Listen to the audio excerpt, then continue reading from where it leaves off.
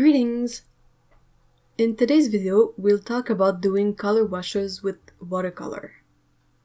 A wash, in watercolor, is the smooth application of color over a large expanse of paper. Ideally, a wash doesn't have any backgrounds or visible strokes. It's the best example of a soft, undetailed element in itself.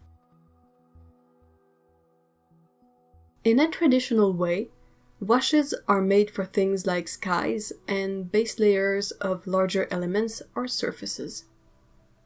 If you were to paint a landscape, you might use a wash for the sky that merges into the base color layer for the ground. It's either a flat color or a gradient. The best way to make a wash is with a large brush that can hold a fair amount of water. Unfortunately, such a brush is not part of our toolset at the moment. Instead, I propose we take a look at the way we can prepare a pool of color for a wash, and we'll also practice laying down some color on mini paintings. Based on the way I work at the moment, I consider these 3 tips to be the most useful when painting a large, smooth surface. The first tip is to thoroughly clean and dry your brush prior to laying down paint. Often, there is some residual pigment from the last color you added in your mix, and that would add streaks into your brushstrokes. Drying the brush ensures that there is no extra water left in the brush to dilute the color. The second tip is to make sure you have a piece of paper nearby to test your color. I recommend using a scrap of the paper you'll be painting on, so the test will be as accurate as can be. The third tip is to give your working surface a slight angle, so that the paint doesn't pool at random places on the paper. Gravity will make sure the paint flows, and if there's too much of it, it's gonna end up at the bottom, where we can pick it up. The next challenge to figure out is the proper ratio of water to paint to get the color you want. This can be very hard to tell from the prepared color since the surface of the palette is not the same as the paper and gives off the wrong impression about the color. If you have a palette surface that beads up, it's even harder. The basic principle is the more diluted your mix, the lighter the color will be. But it will always look much paler on the paper than it is on your palette. And then it will dry paler still, since that often happens with watercolor paint. To have a strong color, the prepared mix should feel a bit thicker than water. If the colors mixed are transparent, the color when mixing on the palette should be intense and not washed out. If the colors mixed are opaque, the color when mixing on the palette should also be opaque for a more intense result. I think of it like coffee or tea, in the sense that these beverages in the cup will look much more dark and deep when your mug is full. The actual color of the beverage is not often as deep as it looks. It's similar with mixed transparent colors. Testing on paper is the only sure way I know to figure out a watercolor wash's color. You'll get a sense for the colors the more you'll do this, but it takes a lot of mixing and testing to accumulate the knowledge to predict a result.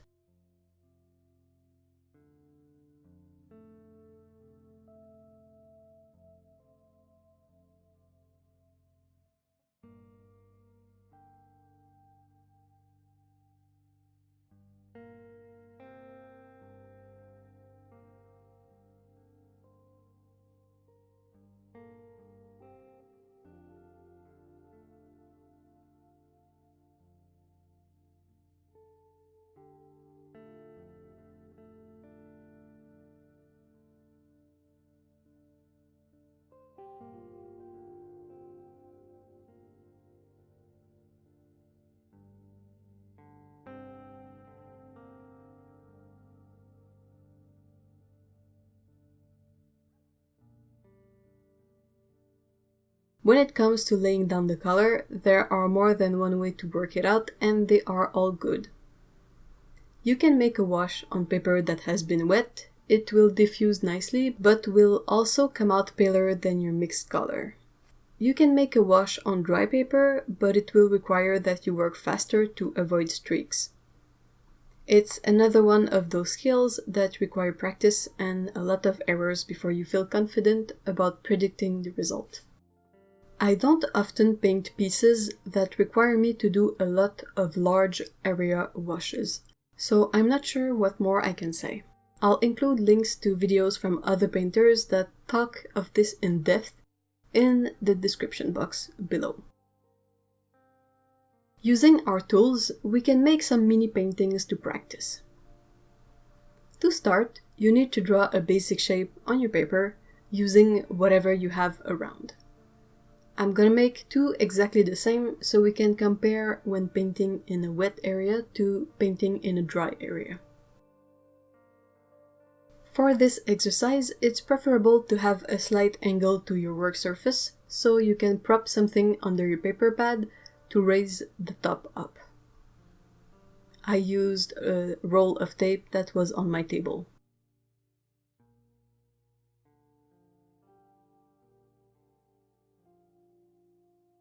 Then I'm gonna prepare a large pool of color.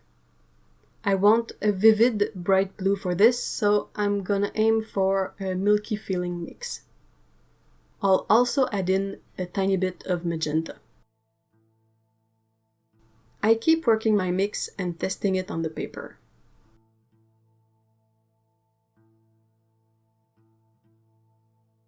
When it looks fine, I rinse my brush and move to the first drying to wet the area. You want the paper to have a nice even shine, not too little or not too much water. Once we are done, we dry our brush really well and we load it full of our mix. Starting at the top in one corner, or on one side, you want to go across your surface to the other side. Then you move a bit under the first stroke, making sure they overlap, and you cross back to the other side. Down, across, down, across. Reload the brush every couple of strokes. When you reach the bottom, you're done.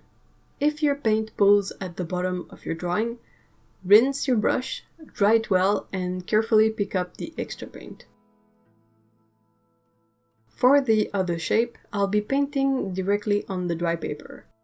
The method is very similar, except that in this case you have to pay special attention to keeping a line of super juicy paint at the bottom of your painted surface, meaning you have to reload the brush more often. This is even more true for us since we are using a synthetic brush and they hold generally less water than their natural hair counterparts. Your window of time to work on these is super short. It's best to let a mistake dry completely than to try to fix it on a semi-wet surface, since that always seems to make everything worse.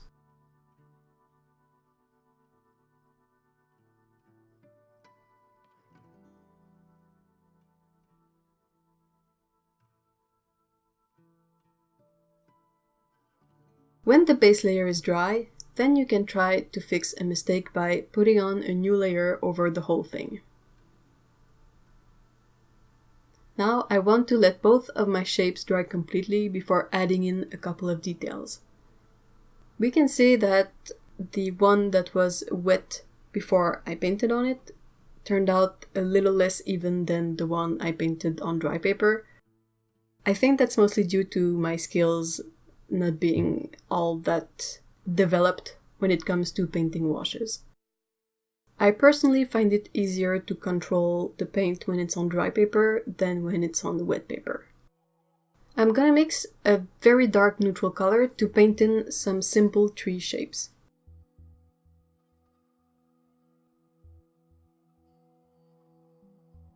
This takes but a few moments to finish, and it looks like a fun little landscape. That's it for this video about watercolor washes and palette mixing. Let me know if you have any questions in the comments below and I'll do my best to answer. Again, I would like to thank the really awesome people at Savoir-Faire for being my collaborators on this video series. Savoir-Faire is the exclusive importer of Sennelier in the US and Canada, as well as other fine art materials. They don't sell directly to artists, but they partner with retailers all over North America, so check your local art store for these beautiful Sennelier paints. Take care, have a nice day, bye bye!